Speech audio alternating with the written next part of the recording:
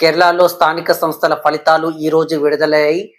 జిల్లా పంచాయతీలకి, మున్సిపాలిటీలకి, మున్సిపల్ కార్పొరేషన్లకి ఎన్నికలు జరిగాయి. ఆ రిజల్ట్ ఈ రోజు వచ్చాయి.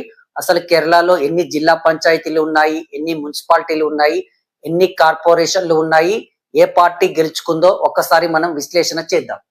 టోటల్ సీట్స్ అంటే జిల్లా పంచాయతీలు వచ్చేసి కేరళలో 14 ఉంటే, మున్సిపాలిటీలు 87, కార్పొరేషన్లు వచ్చేసి 6. జిల్లా పంచాయతీలో 14 ఉంటే యూడిఎఫ్ కాంగ్రెస్ కు సంబంధించినటువంటి కూటమి 8 స్థానాలు గెలుపొందితే, ఎల్డిఎఫ్ ముఖ్యమంత్రి పినరాయి విజయ్ పార్టీకి సంబంధించిన ఎల్డిఎఫ్ 5 స్థానాలు గెలుపొందింది. ఎన్డీఏ కూటమి బీజేపీకి సంబంధించి గ్రామీణ ప్రాంతాల్లో ఇప్పటికీ బీజేపీ పార్టీ కేరళలో పెద్దగా విస్తరించలేదు, ఒక్క సీటు కూడా గెలుపొందలేదు. అదర్స్ వచ్చి ఒక్క సీటు గెలుపొందారు. అదే మున్సిపాలిటీ విషయానికి వస్తే మొత్తం 87 సీట్లు. కాంగ్రెస్ కు సంబంధించిన యూడిఎఫ్ పార్టీ 54 గెలుచుకుంటే, ఎల్డిఎఫ్ ముఖ్యమంత్రి పినరాయి విజయ్ పార్టీ 28 స్థానాలు గెలుపొందింది. ఎన్డీఏ కూటమి 2 మున్సిపాలిటీలను గెలుపొందడం జరిగింది. అదే విధంగా మున్సిపల్ కార్పొరేషన్లు చూద్దాం. కేరళలో మొత్తం మున్సిపల్ కార్పొరేషన్లు 6. యూడిఎఫ్ కాంగ్రెస్ కూటమికి సంబంధించినది 4 స్థానాలు గెలుపొందితే, ఎల్డిఎఫ్ ముఖ్యమంత్రి పినరాయి విజయ్ పార్టీకి సంబంధించిన కూటమి 1 స్థానం గెలుపొందింది. ఎన్డీఏ కూటమి తిరువనంతపురం మున్సిపల్ కార్పొరేషన్ గెలుపొందింది, ఒకే ఒక మున్సిపల్ కార్పొరేషన్.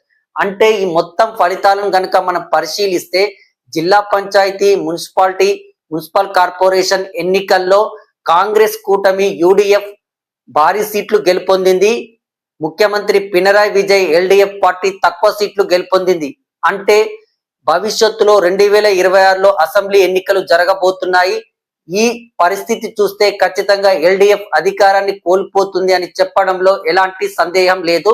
ఒకసారి 2021 కేరళ అసెంబ్లీ ఎన్నికల ఫలితాలపైన ఒకసారి మనం విశ్లేషణ చేద్దాం. మొత్తం 140 సీట్లు ఎల్డిఎఫ్ ముఖ్యమంత్రి పినరాయి విజయ్ కి సంబంధించిన పార్టీ 99 సీట్లు గెలుచుకుంది 45% ఓటు బ్యాంకుతో.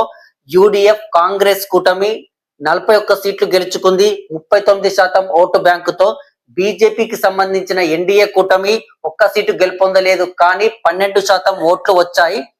ఎల్డిఎఫ్ కి యూడిఎఫ్ కి మధ్య ఓటింగ్ పర్సంటేజ్ చూసుకున్నట్టయితే 6%. 10 సంవత్సరాల నుంచి ఎల్డిఎఫ్ పార్టీ రాష్ట్రంలో అధికారంలో ఉంది. ముఖ్యమంత్రి పినరాయి విజయ్ 10 సంవత్సరాలుగా పాలన కొనసాగిస్తున్నారు.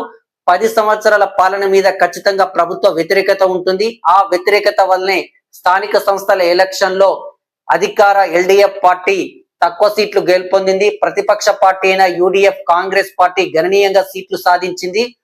2026 అసెంబ్లీ ఎన్నికలకు వచ్చేసరికి ప్రభుత్వ వ్యతిరేకత 10 సంవత్సరాలు ఉంటుంది. అదే విధంగా తటస్థర్లు అప్పుడు ఏ పార్టీ గెలుస్తుందో ఆ పార్టీకి ఓటేయాలనే ఆలోచనలో ఉండేవాళ్ళు తటస్థ ఓటర్లు కూడా ప్రభుత్వ వ్యతిరేక ఓటర్లకు జోడైతే మాత్రం ఖచ్చితంగా ఎల్డిఎఫ్ తన అధికారాన్ని కోల్పోయి కాంగ్రెస్ కూటమి యూడిఎఫ్ అధికారంలోకి రావడం 100% జరగబోతోంది కేరళ అసెంబ్లీ ఎన్నికలు.